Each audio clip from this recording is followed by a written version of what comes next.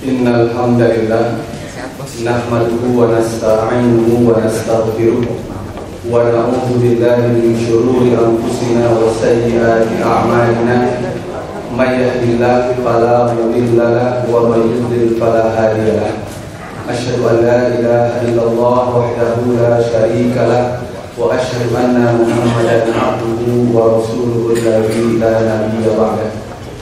Hadirin ikhwatul iman rahimakumullah.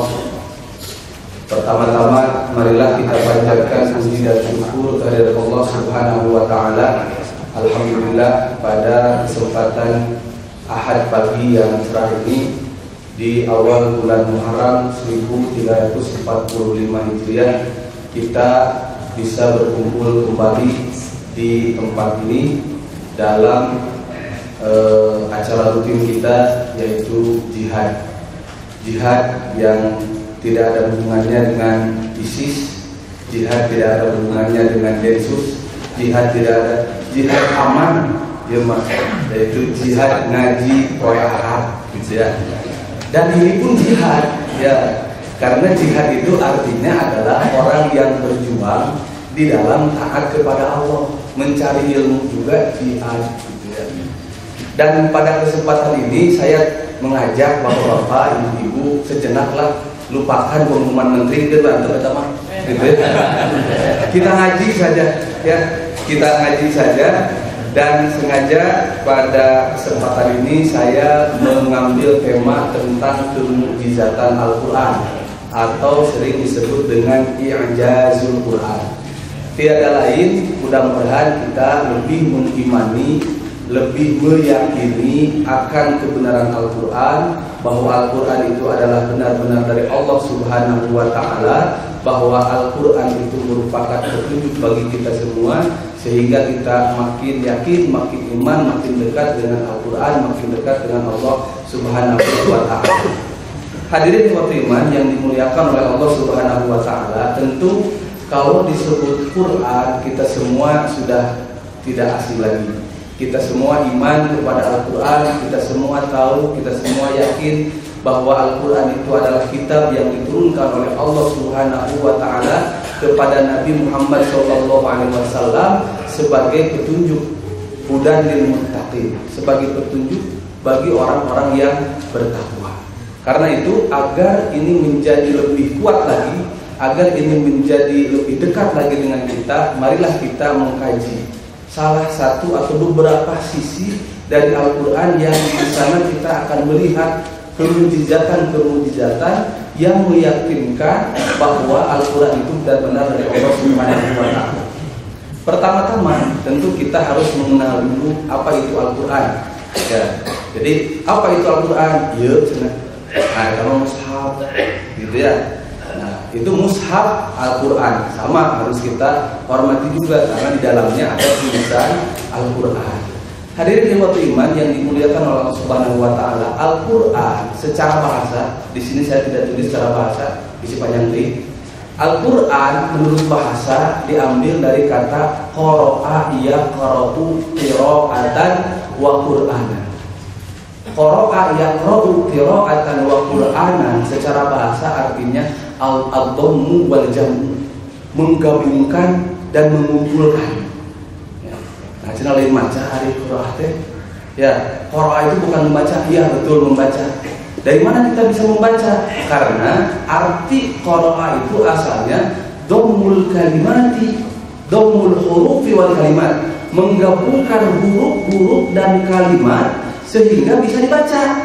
Ya, coba kalau kalimat, huruf-huruf dan kalimat itu tidak digabungkan, maka tidak akan menjadi sebuah jumlah, maka tidak akan menjadi sebuah perkataan, maka tidak akan menjadi sebuah nas. Maka disebutlah qiraah itu asalnya ad-dhammu wal jam'u. Kita artikan membaca, karena kita membaca gabungan dari huruf-huruf ya, kemudian menjadi kalimat. Kalau dalam bahasa Arab, kalau bahasa Indonesia kata menjadi kata gitu ya. Kemudian kata per kata itu digabungkan kembali menjadi kalimat. Kalau dalam bahasa Arab disebutnya jumlah atau kalam. Nah, dalam Al-Quran surat Al-Qiyamah kan ada inna alaina jam'ahu wa qur'ana Fa idza qara'nahu fattabi Qur'ana, gitu ya. Sesungguhnya kami yang mengumpulkannya dan membacakannya. Fa idza qara'nahu fattabi Qur'ana, maka apabila kami membacakannya maka ikutilah bacaannya. Hadirin yang dimuliakan Allah Subhanahu wa taala, itu secara bahasa. Tentu arti bahasa dengan istilah sangat erat kaitannya. Jadi kalau qara'a, Quran itu diambil dari qara'a. Qara'a itu artinya membaca. Jadi mah dekatnya saja. Quran teh bacaan. Ya. Jadi Quran itu buat dibaca, bukan buat disimpan. Ya. Jadi itu, yaitu dekatnya saja. Ya. Jadi hubungan antara arti bahasa dengan arti istilah. Nah, secara istilah banyak definisi tentang Al-Quran. Di antaranya saya di sini mengambil dari Ensiklopedia Islam secara umum. Di sana ada definisi yang diberikan oleh salah seorang mantan Syekh Al-Azhar, Muhammad Syed Tontowi, mengatakan bahwa Al-Quran itu adalah kalamullahil mu'jiz. Kalam Allah, perkataan Allah, kalam, nanti kita jelaskan ya. Kalamullahil mu'jiz, saya artikan yang mengandung mukjizat. Ini juga yang akan dijelaskan. Arti asalnya mu'jiz itu yang melemahkan. Tapi kalau saya artikan di sini yang melemahkan, lebih bingung, gitu ya. Kalamullahil mu'jiz, kalam Allah yang mengandung mukjizat, al-munazzal ala rasulihi, yang diturunkan kepada rasulnya siapa? Muhammadin sallallahu alaihi wasallam, al-maktubu fil masahif, yang sekarang Quran itu tertulis di mushaf-mushaf, al-manqulu bit tawatur, yang Al-Quran itu sampai kepada kita melalui pemberitaan yang mutawatir. Lain bejat bisa jalma dua jalma, ya, tetapi dari berita dari riwayat-riwayat yang siqah, gitu ya. Al-munqul ilaina bit tawatir al-muta'abbad bi tilawatihi, yang membacanya merupakan ibadah. Hadirin waktu iman, pertama, Quran itu adalah kalamullah. Di sini ada masalah, gitu ya. Karena ada yang mengatakan Quran itu adalah makhluk. Apakah Quran itu makhluk atau kalamullah? Ya, apakah Quran itu makhluk atau kalamullah? Yang berpendapat bahwa Al-Quran itu makhluk adalah Mu'tazilah. Ketika disebutkan Al-Quran itu kalamullah, berarti bukan makhluk. Ya, karena itu di dalam Al-Aqidah Al-Wasithiyah disebutkan bahwa yang dimaksud dengan Quran itu adalah kalamullahi munazzalun ghairu makhlukin. Quran itu diturunkan, bukan diciptakan. Ya, Bapak asal daya. Bapak anu lahir tahun 50, sadacan tahun 50 daya. Ya, kemudian diciptakan lahir. Kalau Al-Quran bukan, diturunkan. Ya, kalamullah ghairu makhluk, munazzalun ghairu makhlukin minhu bada. Al-Quran itu bermula dari siapa? Dari Allah. Wa ilaihi ya'udu, Al-Quran itu akan kembali kepada Allah. Takallama bihi haqiqatan, Allah benar-benar mengucapkannya. Jadi yang kita baca itu wahyu yang diturunkan kepada Nabi Muhammad itu benar-benar diucapkan oleh Allah, yang kemudian disampaikan kepada Nabi Muhammadnya melalui malaikat Jibril. Nah itu, jadi Al-Quran itu bukan makhluk, tetapi kalamullahi. Pernah terjadi fitnah yang besar, ya, pernah terjadi ujian yang besar mempertahankan akidah bahwa Al-Quran itu kalamullah bukan makhluk, menimpa seorang imam madhab, yaitu Imam Ahmad bin Hanbal. Nah, Imam Ahmad bin Hanbal hidup di zaman Khalifah Al-Ma'mun. Nah, Khalifah Al-Ma'mun, salah seorang khalifah dinasti Abbasiyah, dia terpengaruh oleh pendapat ulama Mu'tazilah yang mengatakan bahwa Quran itu makhluk, sehingga pendapat Quran itu makhluk menjadi pendapat negara pada waktu itu. Kalau ada ulama yang mengatakan Al-Quran itu bukan makhluk, maka menjadi sebuah subversi, gitu ya, menentang negara, gitu. Dan itu yang dialami oleh Imam Ahmad bin Hanbal, sehingga dijelaskan di dalam sejarah semua atau mayoritas ulama ketika itu, hanya sebagian kecil saja, mayoritas ulama pada ketika itu tunduk kepada pendapat daulah, yaitu bahwa Al-Quran itu adalah makhluk.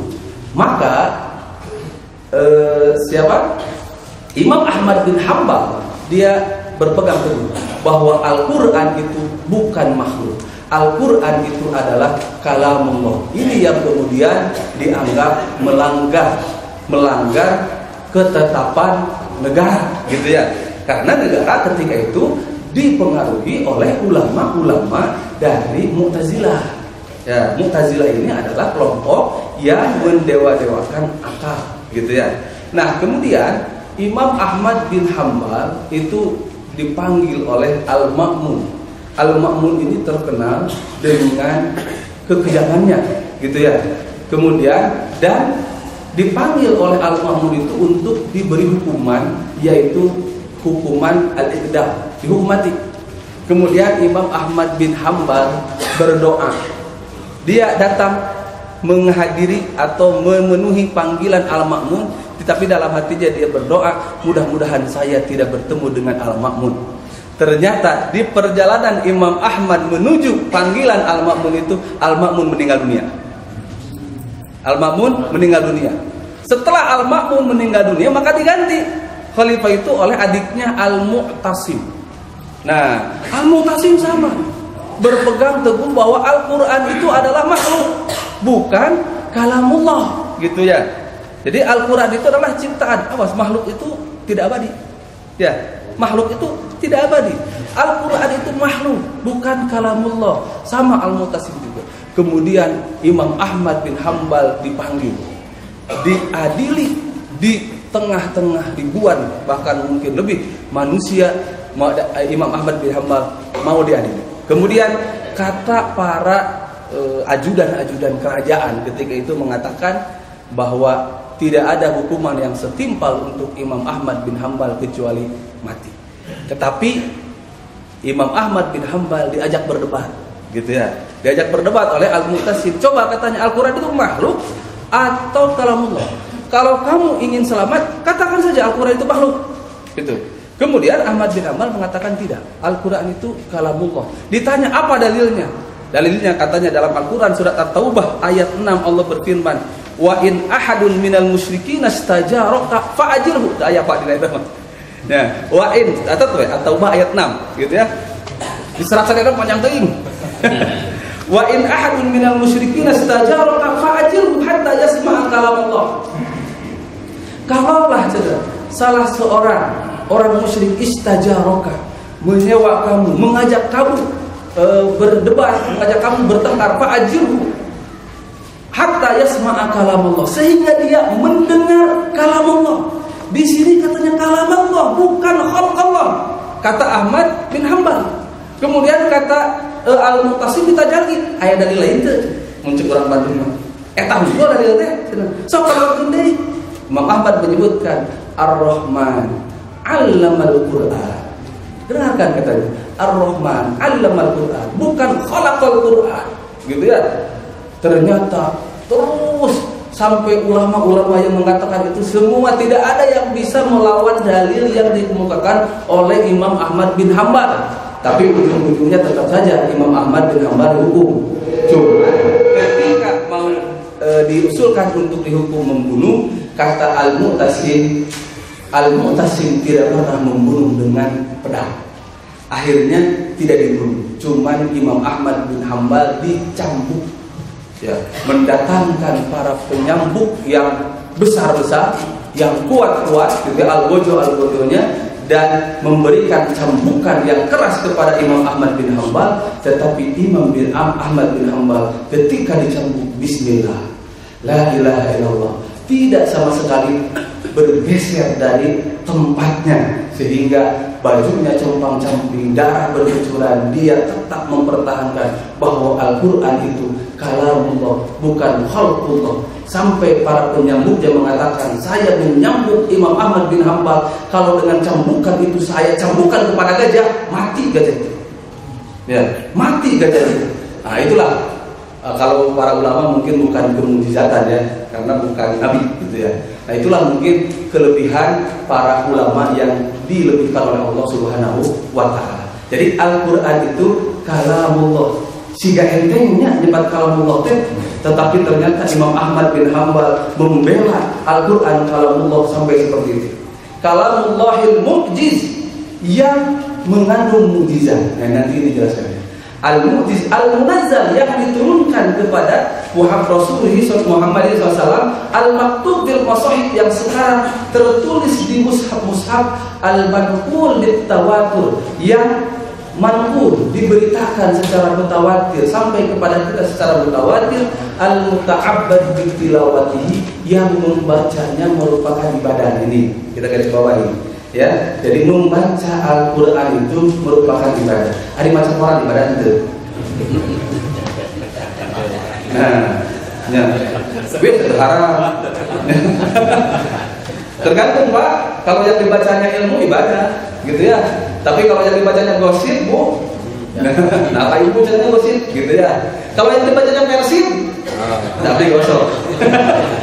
Nah, ya meskipun tidak, jadi ya jangan sampai hari versi dibaca hari Quran tuh gitu lah, gitunya banyak.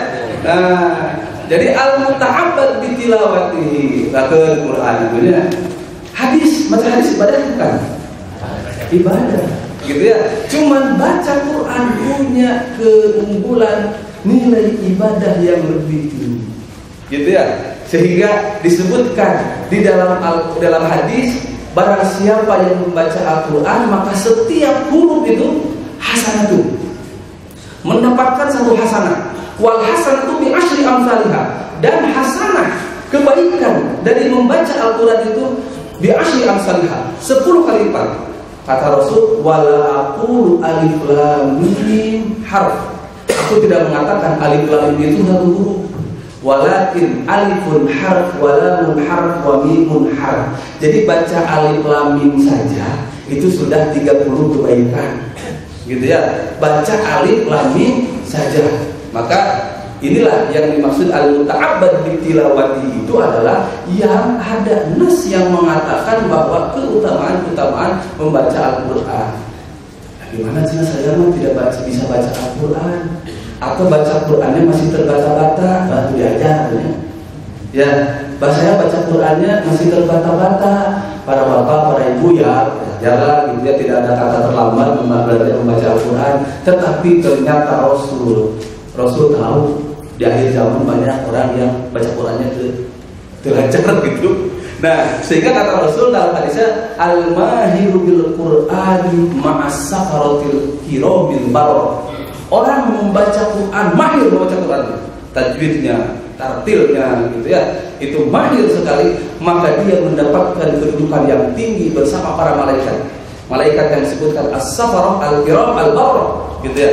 Masyarakat yang mulia yang tunduk, malaikat yang mulia dan tunduk pada Allah Subhanahu wa taala.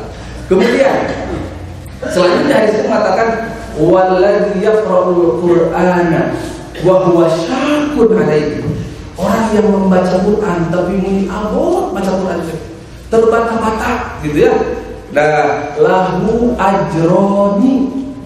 Orang yang membaca Quran kemudian baca Qurannya tidak lancar, mendapat 2 pahala. Ya, ajrun ala qiraatihi, pahala membacanya, wa ajrun ala tata'tu'ihi, pahala karena terbata-batanya. Meskipun terbata-bata dibaca gitu. Nah, jadi 2 pahala Pak, gitu ya.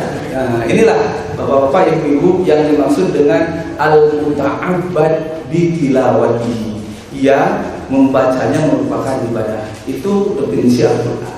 Kita membahas ijaz Al-Quran, kemukjizatan Al-Quran. Apa yang disebut dengan ijaz dan mukjizat? Ya, apa yang disebut dengan ijaz dan mukjizat? Ijaz itu adalah dari ajaza yu'jizu. Ajaza yu'jizu asalnya ajiza ya'jazu. Ajiza artinya lemah, tidak mampu. Ajaza melemahkan, gitu ya. Disebutkan al-ijazu itu adalah isbatul ajzi, menetapkan ketidakmampuan. Itu ijaz, ya, menetapkan ketidakmampuan. Wal ajzu, nah ajzu itu asal ijaz, asal dari ajzu itu adalah ismun lil qusuri an fi'li syai', merupakan isim yang mengandung arti tidak mampu melaksanakan sesuatu.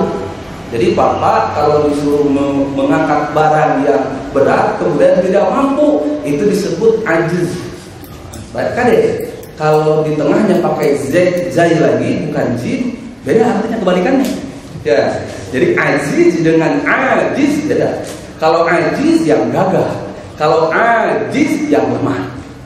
Ya, bahasa Arab beda sebetulnya, beda artinya. Itu ismun lil qusuri an fi'li syai' wa huwa dhikrul qudrah. Nah, al-ajz itu kebalikan dari al-qudrah. Kalau al-qudrah artinya kemampuan. Wa idza sabata al-i'jazu dhaharat qudratul mu'jiz. Kalau tetap al-i'jaz, ya, i'jaz Quran, i'jaz menetapkan, memperlihatkan bahwa selain Allah, bahwa makhluk lemah, berarti muncullah, kelihatanlah, tampaklah, makin jelaslah kekuasaan al-mu'jiz. Siapa al-mu'jiz itu? Allah yang melemahkan. Nah, jadi disebut saja mu'jizat. Mu'jizat itu dari ajaza mu'jizat. Mu'jizat dibawa oleh para nabi untuk membuktikan bahwa ini adalah nabi. Kenapa? Karena kalau dia sebagai manusia tidak mungkin melaksanakan itu. Nah, kemudian dalam mukjizat itu ada tantangan kepada orang lain untuk melakukan seperti itu. Tidak ada yang mampu. Berarti ini adalah nabi. Nah, apa yang dilakukan yang menjadi dari Allah Subhanahu wa Ta'ala. Nah, sehingga mukjizat itu di sini di dalam definisinya diantaranya saya ambil dari mana Al-Qattan ini. Amrun khariqun lil adah adalah sesuatu yang di luar kebiasaan. Ya, sesuatu yang di luar kebiasaan. Yudhiruhullahu ala yadi mudda'in nubuwah, yang Allah tampakkan pada orang yang mengaku nabi. Sebagai apa? Tasdiqan lahu fi da'wah, untuk melegitimasi bahwa dia itu benar-benar nabi, gitu ya. Jadi tidak ada seorang nabi pun yang diutus kecuali membawa mukjizat untuk membuktikan bahwa ini adalah nabi, gitu ya. Fi da'wah makrunatan, mukjizat itu disertai dengan tahaddi, tantangan. Tantangan kepada siapa? Kepada orang lain, kepada yang mengingkari. Ya, dalam Al-Qur'an disebutkan wa in kuntum fi raibin mimma nazzalna ala 'abdina fa'tu bi suratin min mithlihi. Nah, ini tantangan. Kalaulah kamu ragu terhadap Al-Qur'an yang diturunkan kepada Nabi Muhammad itu dari Allah, maka datangkanlah satu surat saja. Tidak ada yang mampu, gitu ya. Tidak ada yang mampu, sebab kalau ada yang mampu berarti Muhammad bohong. Gitu ya. Nah, itulah yang disebut dengan mukjizat ma'a adabil mu'aradah, tanpa ada yang bisa melawan. Sebab kalau ada yang bisa melawan berarti bukan mukjizat. Nah, kalau itu bukan mukjizat berarti yang mengaku sebagai nabi itu bohong. Maka ayeuna lamun aya jalma mengaku nabi, tanya mukjizat naon. Gitu. Gampang sebetulnya. Ada orang mengaku nabi, tanya saja mukjizatnya apa. Dan tidak ada orang yang membawa mukjizat seperti para nabi yang diutus oleh Allah Subhanahu wa Ta'ala. Karena mukjizat ini adalah merupakan tanda kebenaran seorang nabi, gitu ya. Tanda kebenaran seorang nabi. Dan biasanya setiap nabi diberi mukjizat oleh Allah Subhanahu wa Ta'ala itu disesuaikan dengan kondisi masyarakat yang ada di situ. Ya, Nabi Musa itu diutus di zaman Fir'aun. Fir'aun itu punya pasukan penyihir. Ya, para penyihir. Ya, penyihir itu kan pembohong. Ya, tukang sulap, tapi tidak semua sulap sihir. Ya, kalau sulapnya kecepatan tangan itu kemudian tidak ada apa-apa. Tapi kalau sulapnya sudah menggunakan bantuan-bantuan yang lain-lain, nah itulah yang disebut dengan sihir, gitu ya. Nah, Fir'aun ini kan punya para penyihir. Maka Nabi Musa diberikan mukjizat oleh Allah itu apa? Tongkat menjadi ular. Dan ketika Musa melemparkan tongkatnya, para penyihir tahu itu bukan sihir, itu benar etama tongkat jadi orang. Gitu ya. Kenapa? Maka dalam disebutkan fa'al qas-saharatu sajidin. Qalu amanna bi rabbi Musa wa rabbi Harun. Kenapa? Karena dia tukang sihir tahu ini bukan sihir, sujud.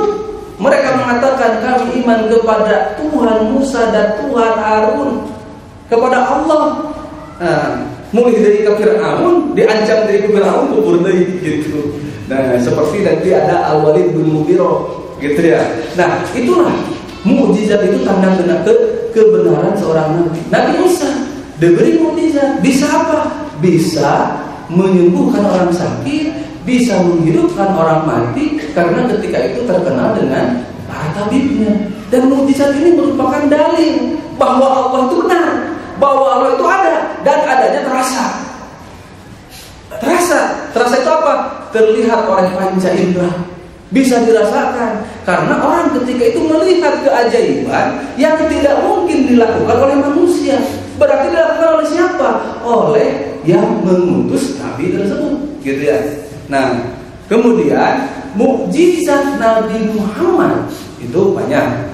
Dan mukjizat yang paling utama dari Nabi Muhammad itu adalah mukjizat Al-Quran, gitu ya. Mukjizat Al-Quran. Apa yang dimaksud dengan kemukjizatan Al-Quran itu? Di sini disebutkan wal muradu bi'ijazil Quran izharu sidqin Nabi sallallahu alaihi wasallam. Yang dimaksud dengan kemukjizatan Al-Quran adalah menampakkan sidq Nabi Muhammad SAW, benarnya Nabi Muhammad SAW tidak bersalah dalam pengakuannya sebagai Rasul. Bi'idhari ajzil Arab, dengan menampakkan ketidakmampuan orang Arab an mu'aradatihi, untuk melawannya fi mu'jizatihil khalidah, dalam kemukjizatannya yang abadi. Ya, Al-Quran yang abadi. Ya, wahyal Quran, yaitu Al-Quran, wa ajzul ajyali ba'dahu, dan kelemahan generasi-generasi setelahnya sampai sekarang tidak ada yang bisa membuat keindahan bahasa seperti Al-Quran. Nah, inilah yang dimaksud dengan kemukjizatan Al-Quran. Tadi saya menyebutkan bahwa mukjizat itu adalah tanda benarnya seorang nabi, tanda Allah itu ada yang menurunkan mukjizat kepada nabi, dan itu terasa. Ya, maksud terasa itu adalah terlihat atau tercapai oleh panca indera. Ya, nah, jadi bisa dirasakan. Dan Allah Maha Rahman, Maha Rahim, dan Allah Maha Kuasa atas segalanya. Ternyata Allah memberikan mukjizat Nabi Muhammad itu mukjizat abadi, yaitu Al-Quran. Dan ternyata kemukjizatan Al-Quran itu sampai sekarang bisa kita rasakan. Ya, sampai sekarang bisa kita rasakan. Terus tuh, ya, terasa tidak? Nah, orang ketiga lah bisa bingung ya dong gitunya. Nah, ternyata kemukjizatan Al-Quran ini sampai sekarang bisa kita rasakan. Dan inilah yang akan membuat kita semakin yakin, akan membuat kita semakin iman kepada Allah Subhanahu wa Ta'ala. Nah, karena itu Al-Quran sebagai mukjizat di sini disebutkan surat Al-Isra 88, kata Allah, firman Allah, "Qul," katakan oleh kamu Muhammad, "La in jitama'atil insu wal jinnu ala ayyatu bimithli hadzal Qur'an la ya'tuna bimithlihi walau kana ba'duhum ala ba'din walau kana ba'duhum li ba'din dhahira." Katakanlah, kalaulah manusia, jin berkumpul untuk cari manusia unggul, jeung jin, jeung juri-jurina, gitu ya. Kalaulah mereka berkumpul, gitu ya, ala ayyatu bimithli hadzal Qur'an, untuk mendatangkan yang seperti Al-Quran, ya, la ya'tuna bimithlihi, tidak akan mampu mereka mendatangkan, membuat seperti Al-Quran, walau kana ba'duhum li ba'din dhahira, meskipun satu sama lain saling tolong menolong, ya, meskipun kerjasama, tidak akan. Inilah bukti kemukjizatan Al-Quran. Ya, tadi saya menyebutkan ayat tahaddinya atau tantangannya. Qul in kuntum fi raibin wa in kuntum fi raibin mimma nazzalna ala 'abdina fa'tu bi suratin min mithlihi. Ternyata tidak bisa, gitu ya. Musailimah al-Kadzdzab ketika disuruh mendatangkan seperti Al-Quran tidak bisa, gitu ya. Orang-orang yang mengaku nabi ketika disuruh untuk mendatangkan seperti Al-Quran tidak bisa. Ya, karena mereka bukan nabi, gitu ya. Karena Al-Quran itu bukan dari Muhammad, tetapi dari Allah Subhanahu wa Ta'ala. Di sini saya menulis 4 aspek, gitu ya, atau 4 segi Jadi Al-Quran itu mukjizat. Kemukjizatan itu bisa dirasakan oleh kita, bisa dipelajari oleh kita, dan itu dilihat dari beberapa aspek. Karena ternyata kemukjizatan Al-Quran ini menjadi ilmu yang terus berkembang, gitu ya. Ternyata bisa dilihat dulu pada asalnya Al-Quran itu mukjizat dari segi bahasa saja, ya, dari segi bahasa saja. Kenapa? Karena Nabi Muhammad diutus di tengah bangsa Arab yang orang Arab ketika itu meskipun terkenal dengan jahiliyah, bodoh. Kemudian ketika itu masyarakatnya kebanyakan ummi itu la yaqra wa la yaktub, tidak baca dan tidak nulis, gitu ya, tidak bisa baca dan tulis. Tetapi ternyata ada sebuah tradisi yang sudah mengakar pada orang-orang jahiliyah ketika itu, yaitu mereka sangat gemar sekali dengan apa yang disebut kalau kata orang sekarang itu sastra, baik itu syair, baik itu prosa atau nathar, gitu ya, syair atau puisi, gitu ya, atau mereka sangat terkenal dengan keindahan-keindahan bahasa. Sehingga ada sebuah pasar ketika itu yang disebut dengan pasar Uqad. Pasar Uqad ini selain dia itu pasar pusat jual beli, ternyata di pasar ini seminggu sekali diadakan lomba syair, ya, lomba puisi kalau kita.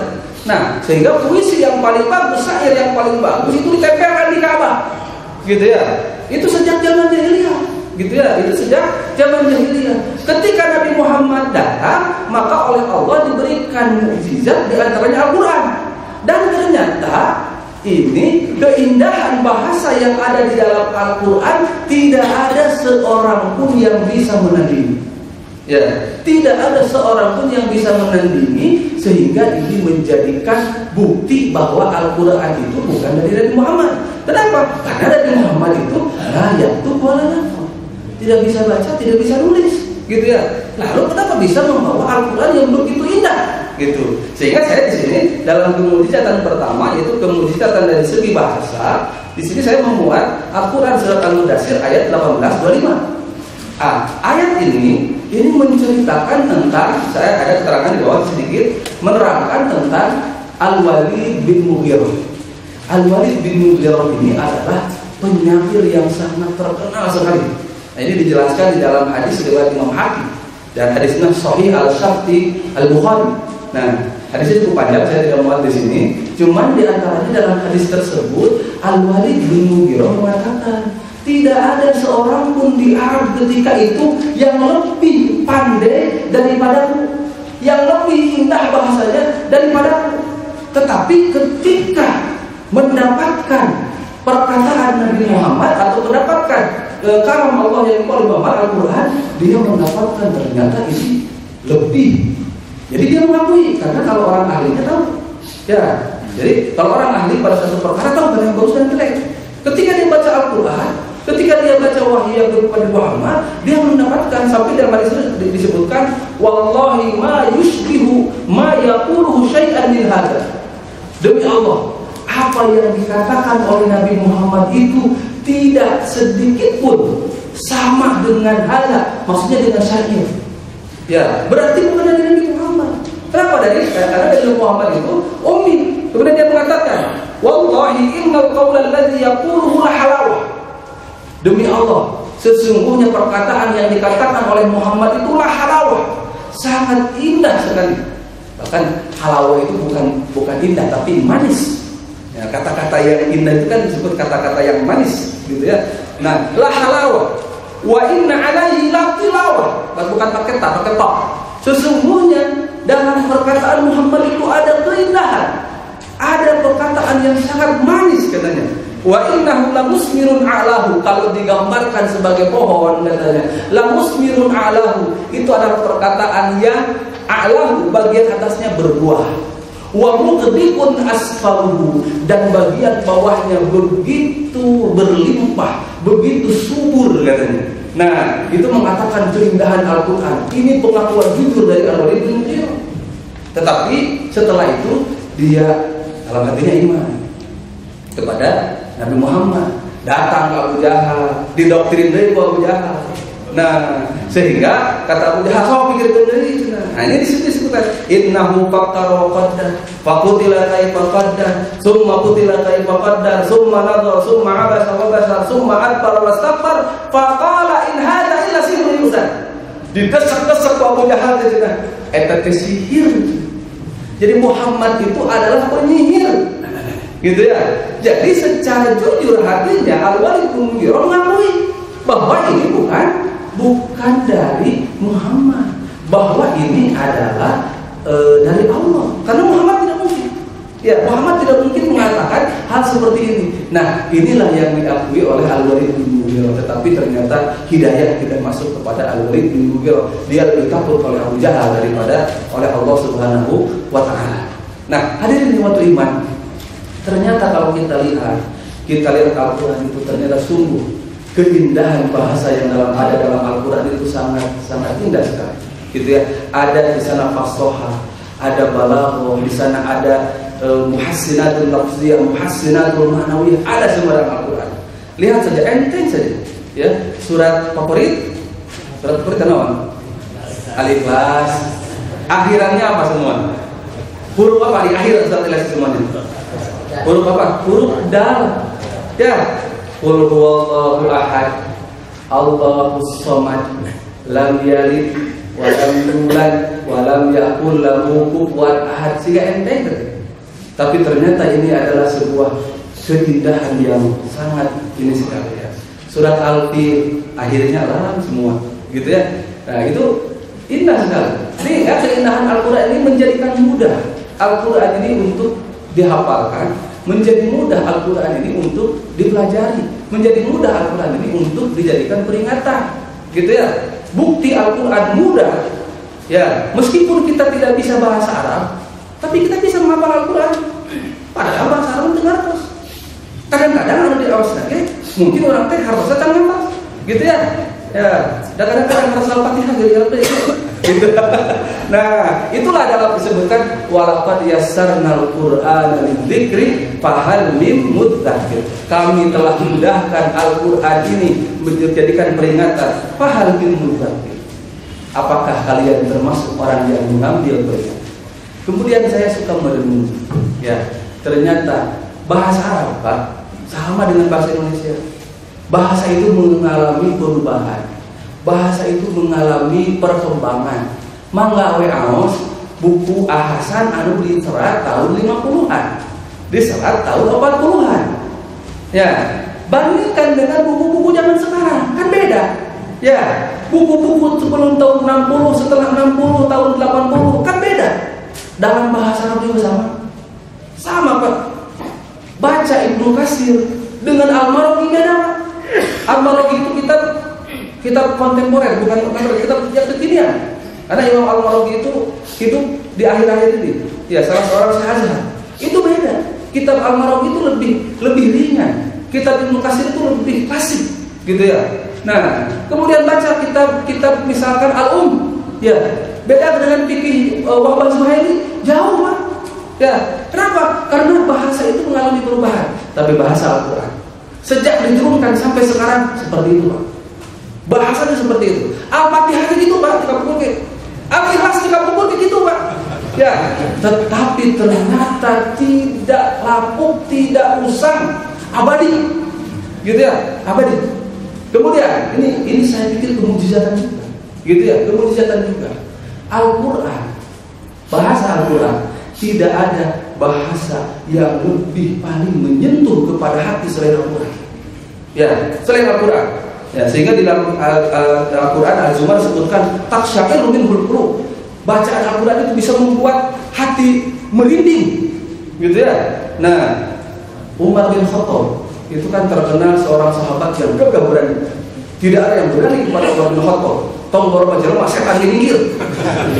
Preman mana itu juga gitu. Ya, tidak ada gitu ya. Nah, ternyata bagaimana Umar bin Khattab masuk Islam? Ya, Umar bin Khattab mau datang ke Nabi Muhammad, mau membunuh Nabi Muhammad di jalan, gitu ya. Bertemu dengan Abdullah bin Mu'ain, kata Abdullah bin Mu'ain, "Tuh lihat," katanya, "adikku Fatimah bintul Khattab, dia sudah iman." Datang ke Fatimah sedang baca Al-Quran, gitu ya. Direbut oleh Umar bin Khattab, dibaca surat Thaha. gitu ya, dibaca Toha ma anzalna 'alaikal qur'ana litashqa illa tadhkiratan liman yakhsha. Ngalah ketai mah hate Umar bin Khattab eta ngalah ketai jeung bahasa Sunda mah naon bahasa Indonesia ngalah ketai. Nah ya itu Umar bin Khattab tersentuh hatinya sehingga datang ke Nabi Muhammad yang asalnya membunuh Muhammad menjadi beriman kepada Nabi Muhammad. Ya, dan ternyata Al-Quran ini sangat menyentuh sekali. Tidak ada yang lebih menyentuh dari Al-Quran. Tidak sedikit orang masuk Islam karena mendengarkan Al-Quran.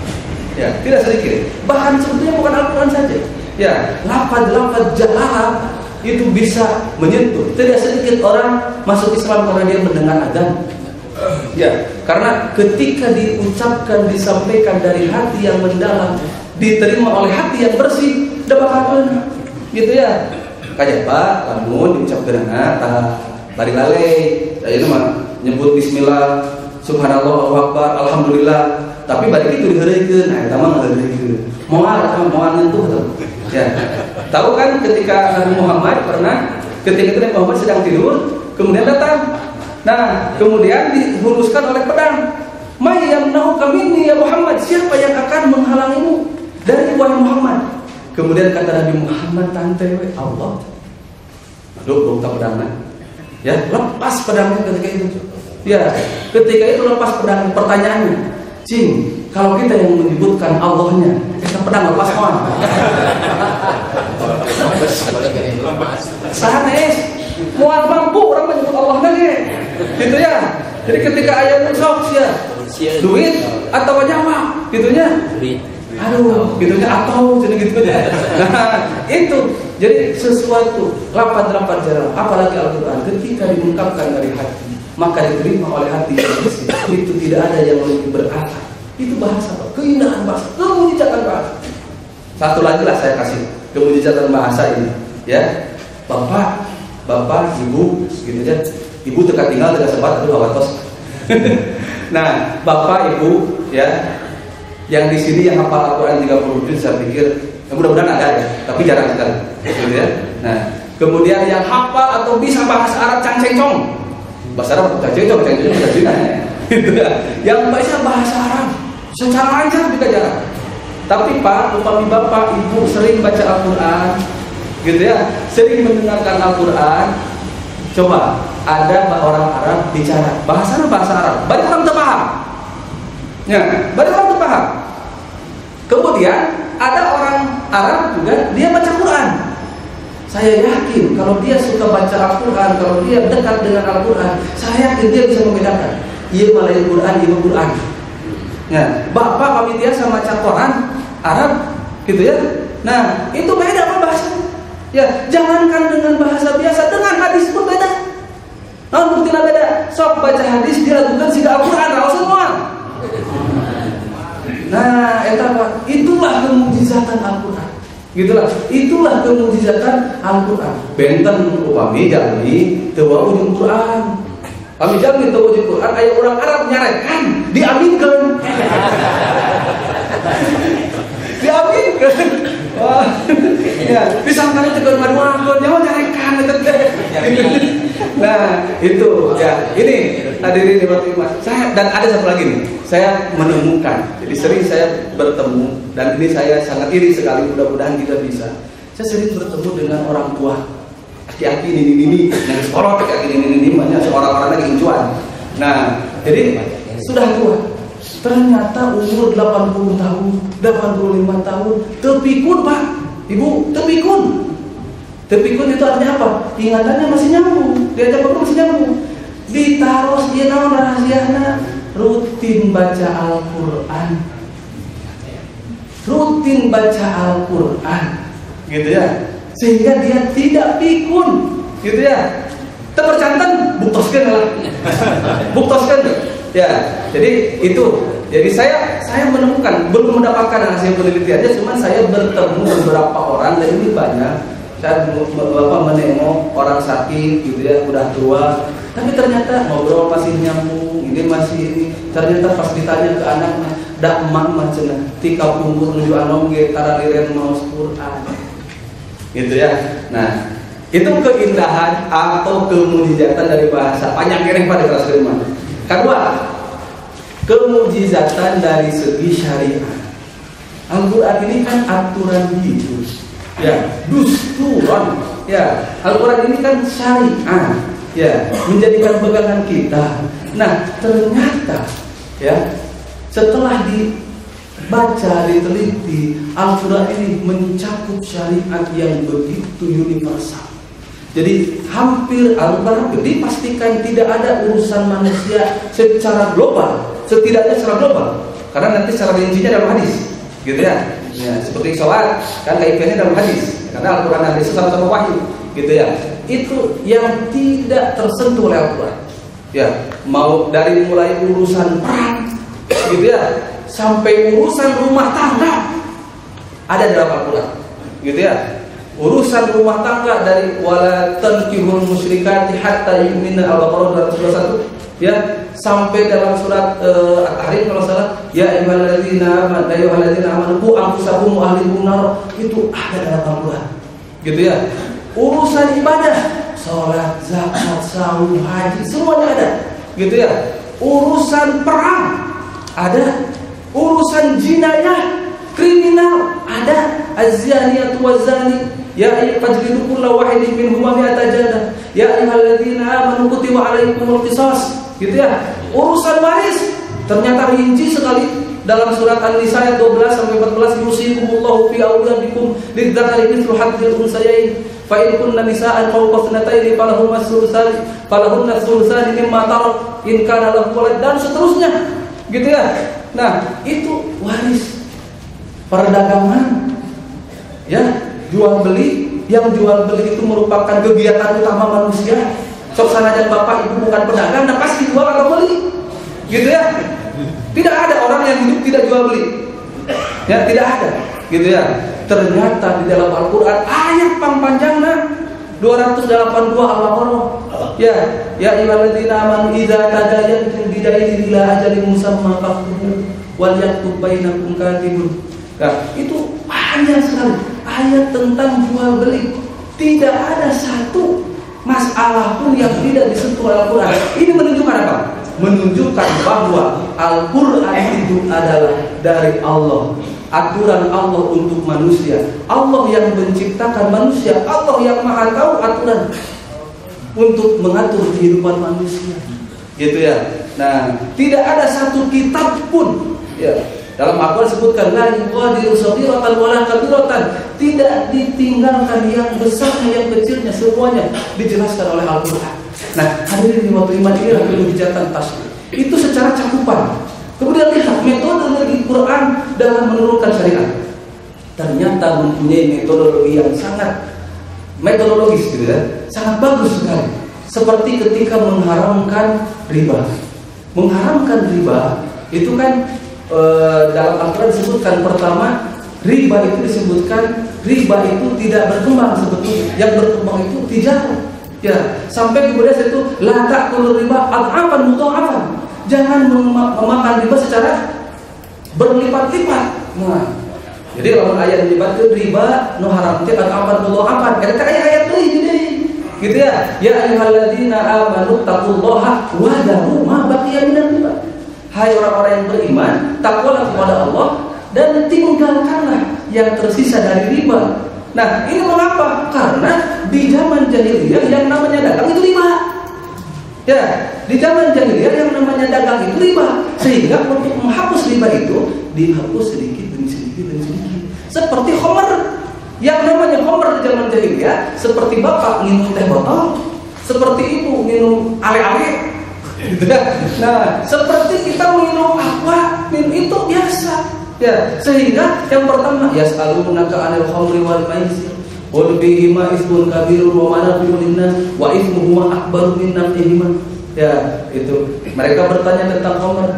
Ya, khamr itu ada manfaatnya, ada mudaratnya, tetapi mudaratnya lebih besar dari manfaatnya. Kemudian ayat selanjutnya, la taqrabus sholata wa antum sukara. Cing, anu sholat atau marah, gitu ya. Sehingga mereka berhenti.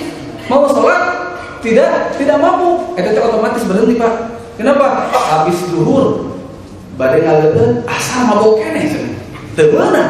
Tidak. Habis asar pada ngaleun deui. Aduh, sekarang deui magrib. Kan sedikit katanya sampai turun innamal khamru wal maisiru wal ansab wal azlamu rijsun min amalis syaitan. Ini lihat kemujizatan secara syariat. Ternyata Al-Quran mencakup syariat yang begitu universal dan komprehensif, menggunakan metodologi yang begitu pas dengan kondisi masyarakat, gitu ya.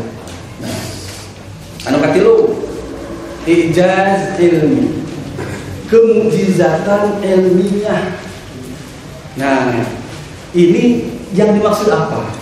Kemujizatan ilmiah itu Al-Quran membicarakan hal-hal atau realitas-realitas ilmiah tentang penciptaan baik langit, bumi, manusia, hewan, kemudian gunung, laut. Itu dijelaskan Al-Quran.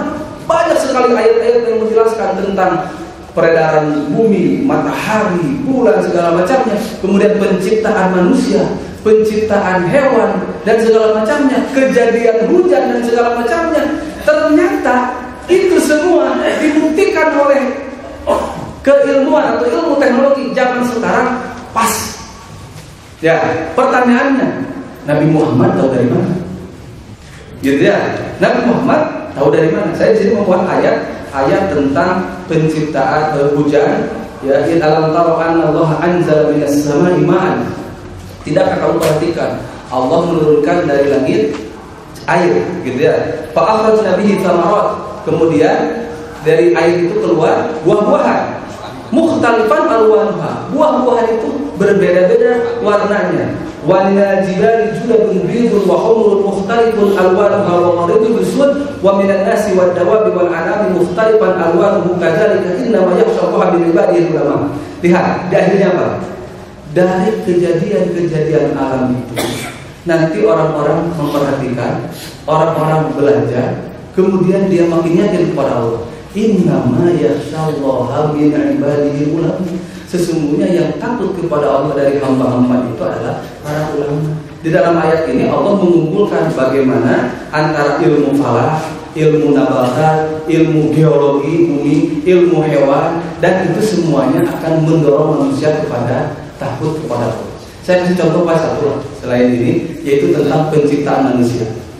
Di dalam Al-Quran disebutkan penciptaan manusia itu walaqad khalaqnal insana min sulalatin min tin. Kami menciptakan manusia itu dari saripati tanah. Ya, gimana saripati tanah teh? Bapak tuang sangun di mana? Di tanah. Dituang bapak dari bahan jalannya. Gitu ya. Nah, min sulalatin min tin. Summa ja'alnahu nutfatan. Kemudian kami menjadikan nutfah. Nah, nutfah itu sering diartikan air mani, ya, atau sperma. Fi qararin makin, di tempat yang sangat kuat, yaitu di dalam rahim. Kemudian summa khalaqna nutfata 'alaqatan. Kami jadikan nutfah itu sebagai alaqah. Nah, summa khalaqna 'alaqatan mudghatan. Kemudian kami jadikan alaqah itu menjadi mudghah, segumpal darah. Fa khalaqna mudghata 'idhaman. Kami jadikan dari segumpal darah itu tulang belulang. Fakasawna al-idhama lahma. Kemudian izom itu, tulang belulang itu dibungkus oleh daging. Summa ansha'nahu khalqan akhar. Kemudian setelah itu dibuat menjadi makhluk yang lain, menjadi janin, menjadi manusia, gitu ya. Fatabarakallahu ahsanal khaliqin. 3 tahap. Nutfah, alaqah, mudghah. Ternyata ilmu kandungan membuktikan ini benar, gitu ya. Nutfah, ya. Kemudian jadi alaqah. Alaqah itu dalam istilah medis mungkin zigot. Ya, zigot itu setelah bertemunya sel telur dengan sperma. Ternyata ini kenapa dalam Al-Quran disebut alaqah? Ya, alaqah itu artinya sesuatu yang nempel. Ya, sesuatu yang nempel seperti nempelnya lintah, Pak, ketika menghisap darah. Tak itu. Ternyata zigot itu menempel di dinding rahim, Pak. Ya, menempel di dinding rahim. Dan jadi pertanyaan di sini, sampai beberapa zaman penelitian menyebutkan bahwa daging heula kemudian tulang. Tapi dalam Al-Quran tulang dulu kemudian daging. Ternyata betul. dibuktikan setelah melalui penelitian yang lebih mendalam lagi, betul bahwa setelah alaqah itu menjadi mudghah itu menjadi membentuk tulang-tulang rawan, dan tulang-tulang rawan itu kemudian ada otot-otot, ada sel-sel yang kemudian menjadi daging dan membungkus. Nah, fa'ansha'nahu khalqan akhar. Dalam ayat ini disebutkan penciptaan manusia itu fi dzulumatin salas, pada 3 tahap kegelapan. Ya, maksudnya dalam rahim, gitu ya. Ternyata ilmu kedokteran membuktikan bahwa penciptaan manusia itu 3 tahap itu ada prebiotik, embriotik, dan fetus. Nah, prebiotik dan embriotik ini selama 8 minggu, Pak. Nah, ternyata 8 minggu ini, usia 8 minggu, meskipun kecil, bentuk-bentuk dasar manusia itu semuanya sudah ada. Tulang tos ayah, daging tos ayah, pisau jalan ayah. Nah, dari sana menjadi fetus atau menjadi janin. Nah, ini selama 30 minggu. Ya, ternyata ya dari sana hamil 38 minggunya. Nah, bapak-bapak mau terang. Nah, itu bapak-bapak, ibu-ibu. Dah, ini dalam Al-Quran disebutkan. Pertanyaannya, Rasul kuliah kedokteran di Unpad? Ya, apakah Rasul kuliah kedokteran di Amerika, di Inggris, di mana? Tidak, gitu ya. Tapi dari mana Rasul tahu? Dari Allah. Kenapa Allah tahu? Karena yang menciptakan kita. Ya, dibuktikan oleh keilmuan, ternyata benar. Banyak sekali, Pak. Kalau kita lihat penciptaan langit dan bumi, bumi terbulut atau ngampar, ayat di Al-Quran sadar, gitu ya. Misalkan dalam Al-Quran disebutkan waqulu washrabu hatta yatabayyana lakumul khaytul abyadu minal khaytil aswad. Khaytul abyad itu siang, khaytul aswad itu malam.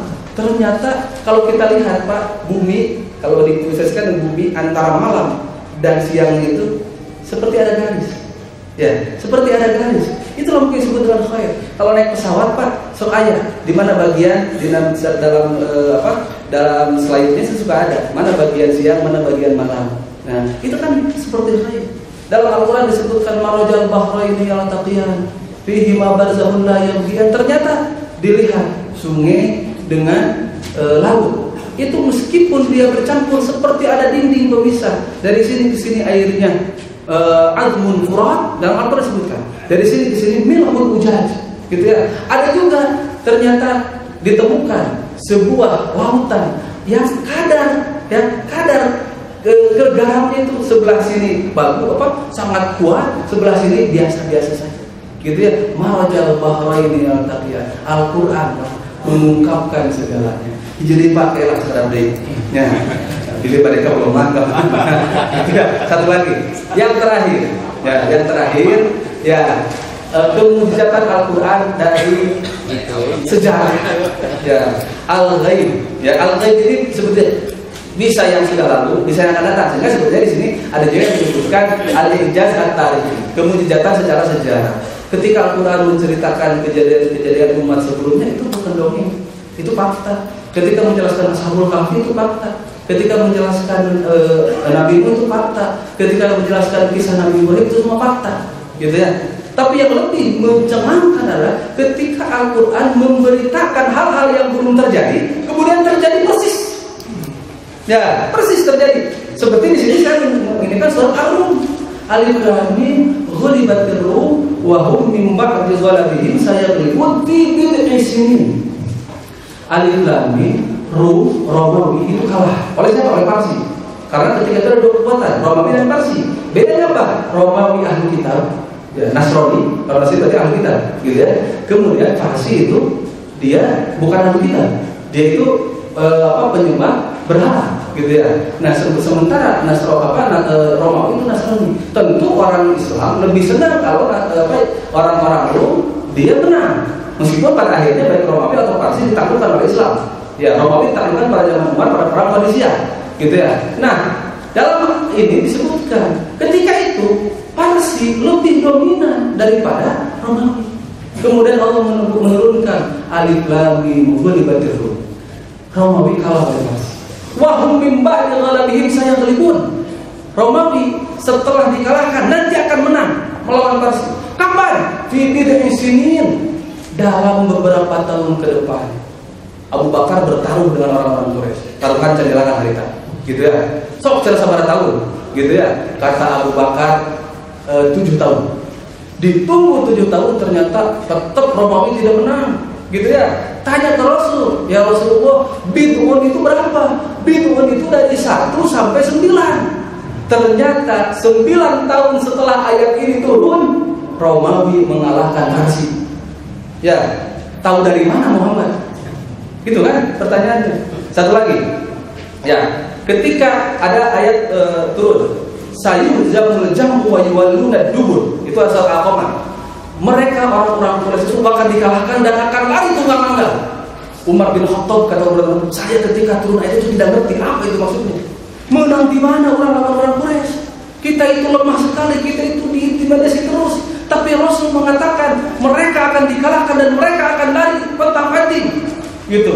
Ternyata ketika perang Badar, orang-orang kafir Quraisy dipukul mundur oleh orang-orang Muslim. Rasul mengatakan, sayuhzamul jam'u wa yuwalluna dubur. Ayat itu yang sudah turun jauh sebelumnya. Maka kata Umar, saya baru paham sekarang. Gitu ya. Ya, jadi Al-Quran idza ja'a nasrullahi wal fath itu turun sebelum Fathu Makkah. Ya. Sebelum Fathu Makkah, ternyata betul kejadian Fathu Makkah persis seperti dijelaskan oleh ayat tersebut. Itulah kemujizatan dari mengkhabarkan berita-berita atau kejadian yang belum terjadi dan terjadi persis seperti yang diberitakan oleh Al-Qur'an. Hadirin ikhwatul iman, tentu membicarakan tentang kemujizatan Al-Qur'an ini sangat luas sekali. Mungkin dari satu tema-tema ini bisa menjadikan satu pembahasan tersendiri. Tetapi saya di sini mengambil cuplikan-cuplikan itu tiada lain. Mudah-mudahan kita menjadi lebih yakin. Ternyata betul Al-Quran itu adalah mukjizat, dan ini adalah mukjizat yang abadi yang diturunkan oleh Allah kepada Muhammad, yang akan menjadi petunjuk buat kita semua. Mudah-mudahan ini sekali lagi menjadi tadzkirah khususnya buat saya pribadi, umumnya buat bapak-bapak, ibu-ibu. Mudah-mudahan kita menjadi lebih dekat, lebih yakin beriman kepada Al-Quran. Aku lupa ya, ada masalah ayat pertama saja. Mengapa hadis kursi tidak dimasukkan ke dalam mushaf Al-Quran? Karena hadis kursi itu bukan Quran. Ya. Kenapa hadis kursi tidak dimasukkan ke dalam Al-Quran? Karena hadis kursi itu bukan Al-Quran. Ya. Kalau hadis kursi Al-Quran dimasukkan ke dalam Al-Quran. Dari mana kita tahu hadis kursi bukan Al-Quran? Dari Rasul. Hadis kursi itu sama dengan hadis lain. Bedanya kalau hadis kursi itu Rasul ketika meriwayatkan, dia menyebutkan ini dari Allah. Ya, maksudnya fima yarwihi an rabbih, meskipun lafaznya sama dari Rasul. Kalau Al-Quran lafaz dan maknanya dari Allah. Gitu ya. Apakah berdosa membaca Al-Quran tanpa perenungan makna? Tidak berdosa. Cuman pahalanya beda. Yang membaca Quran dengan merenungi makna, dengan yang membaca Quran tidak merenungi makna. Kalau dosa tidak. Yang berdosa itu yang membaca Al-Quran tidak mengamalkannya. Apakah berpahala membaca Al-Quran hanya terjemahnya saja, tidak membaca Arabnya? Ya, tergantung. Ya, tidak apa-apa berpahala. Sama, mempunyai pahala, cuma dia ada pahalanya dengan membaca Al-Quran. Kan pertama sana, baca Indonesia unggul, baca Al-Quran itu.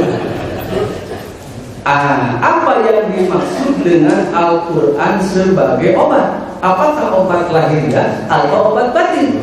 Kan dalam Al-Quran disebutkan syifaun lima fis sudur, obat untuk penyakit yang ada dalam hati. Dan saya bertanya kepada teman-teman ansor naruqyah, sih katanya benar cerita mubaran lahirna sanes. Al-Quran mengubaran batin. Karena penyakit lahir biasanya diperparah lamun hakikatnya ke Nabi Mas. Gitu. Ya. Bagaimana dengan praktek? Praktek pengobatan memakai Al-Quran. Ada apa hadis-hadisnya? Rasul membacakan doa dari Al-Quran kepada orang-orang sakit. Selama itu dalam konteks syifa'un lima fis sudur, tidak apa-apa. Tapi kalau misalnya ini kalau begini, saya pernah ada yang begini. Jadi Al-Quran itu dihitung, ya dihitung jumlah ayat berapa, jumlah surat berapa, ini. Kemudian ada tanggal lahir kita dihitung. Bapak lahir tanggal sekian, bulan ini, tahun sekian, berarti nomor bapaknya sekian. Oh berarti nomor bapaknya Quran surat nomor sekian. Gitu. Simkuring tipanya ngawaran dia. Ibu cek teh, Al-Quran itu diturunkan untuk semua orang, dan untuk semua orang itu semua Al-Quran. Lain yang siam ayat dia, yang siam ayat dia, yang siam ayat dia, gitu ya. Jadi pengobatan Al-Quran selama, jadi kita berdoa dengan doa Al-Quran itu tidak ada masalah. Tapi kalau sudah ada keyakinan yang lebih dari itu, nah ini yang perlu dipertanggungjawabkan. Mengapa pada Al-Quran surat pertama tidak dicantumkan pada halaman pertama? Begitu juga surat terakhir tidak diletakkan pada halaman terakhir.